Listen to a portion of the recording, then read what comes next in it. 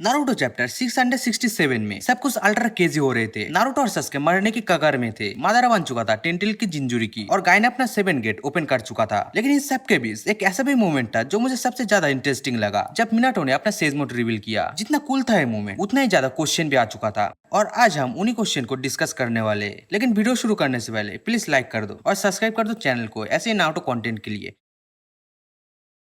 जब मिनाटो ने सेजमोट यूज किया during four great Ninja war तो सभी फैंस लिटरली शॉक हो गया था। कोई बिल्डअप नहीं, कोई ट्रेनिंग नहीं, बस अचानक से सेजमोट दिखाया गया है। लेकिन अगर आप ध्यान से देखो तो हिंट्स पहले ही दिया गया था। चैप्टर 430 में जब नारुतो सेजमोट यूज करता है पेन के अगेंस्ट, तब सुनाडो को याद आता है जिराया और मिनाटो। और वही पैनल में गामामुंडा भी फुकासाकु से कहता है देखे कितना मिलता है उन दोनों से। एक क्लियरली एक फोरशैडो था कि मिनाटो भी सेजमोट यूज कर सकता है। इवन एपिसोड 442 में जब जिराया ने माउंट माइबुको का नाम लिया, मिनाटो तुरंत ही उस जगह का फूड इमेजिन कर लिया। इसका मतलब मिनाटो भी वो गए थे।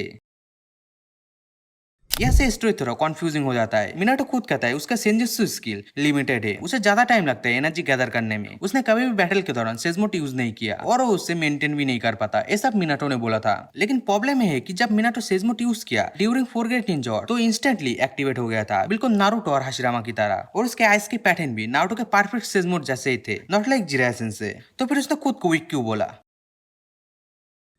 मिनाटो कहता है कि सेजमोट तभी पावरफुल होता है जब आप लंबे टाइम तक स्टिल रखे नेचर एनर्जी एब्जॉर्ब करते हो और आपके पास बड़े चक्कर रिजर्व हो। मिनाटो का बिगेस्ट प्रॉब्लम ये थी कि उसका फाइटिंग स्टाइल स्पीड बेस्ड थी। वो कभी भी एक जगह नहीं रुकता था। मादारा के सामने उसके पास इतना ही टाइम था कि वो एक ही राशिंगन बना पाए सेजमोट से, फिर चक्कर खत्म। नारुतो के पास कुलोन्स और कुरामा था हेल्प के लिए, हाशिरामा के पास वुड स्टाइल और काबुटो ने जुगो का सेल यूज किया था। लेकिन मिनाटो उसके पास कोई बैकअप था ही नहीं, इसलिए उसके लिए सेजमोट प्रैक्टिकल नहीं था।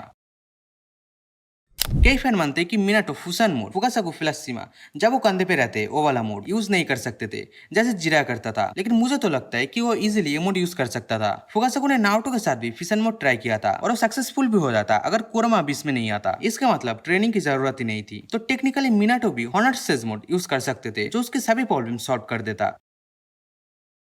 कई मोमेंट्स थे जहां मिनाटो सेजमोट यूज करके बड़ा डिफरेंस ला सकते थे, जैसे कि जब उसने ओबिटो से फाइट किया था। लेकिन तब वो फाइट बहुत फास्ट पेस थी, उसके पास स्टिल होने की टाइम ही नहीं था। और फॉरगेट निंजा में जब नारुतो सेजमोट प्लस कुरामा चक्र कॉम्बाइन किया था तब मिनाटो क्यों नहीं किया? क्योंकि वह रिक्वायरमेंट ऑलरेडी फुलफिल हो रहा था। नारुतो सेंजुत्सु दे रहा था और मिनाटो पास चक्र डिलीवरी सिस्टम था। प्योर सेजमोट में सिर्फ चक्र नहीं चाहिए, उसे परफेक्टली मिस करना भी होता है और यही मिनाटो का वीक पॉइंट था। सबसे डिसअपॉइंटिंग बात है कि मिनाटो का रियल पोटेंशियल कभी एक्सप्लोर हुआ ही नहीं। डाटा बुक के हिसाब से मिनाटो 3 चक्रानेसर यूज कर सकते थे, फायर, विंड और लाइटनिंग स्टाइल। लेकिन एनिमे और मांगा में कब दिखाया गया था? सिर्फ फ्लैंक थंडरगॉड, रासेंगन वेरिएशन, बस। निंजुत्सु में ज्यादा कुछ दिखाया नहीं गया। और 2010 में किशिमोटो सन ने कहा था कि वो मिनाटो का स्पिन ऑफ सोच रहा है जिसमें वो मिनाटो का हिस्ट्री दिखाएगा। लेकिन सैडली वो सिर्फ एक आइडिया बन के रह गया, अब तक उसका कोई अपडेट नहीं मिला। तो दोस्तों आपका क्या ओपिनियन है मिनाटो का सेजमोट के बारे में? क्या उसने खुद को अंडरएस्टिमेट किया था या कुछ और रीजन थे? कमेंट में जरूर बताना। और अगर वीडियो पसंद आया तो वीडियो को लाइक, शेयर और सब्सक्राइब करना ना भूले। मिलते हैं नेक्स्ट वीडियो में, तब तक के लिए बाय।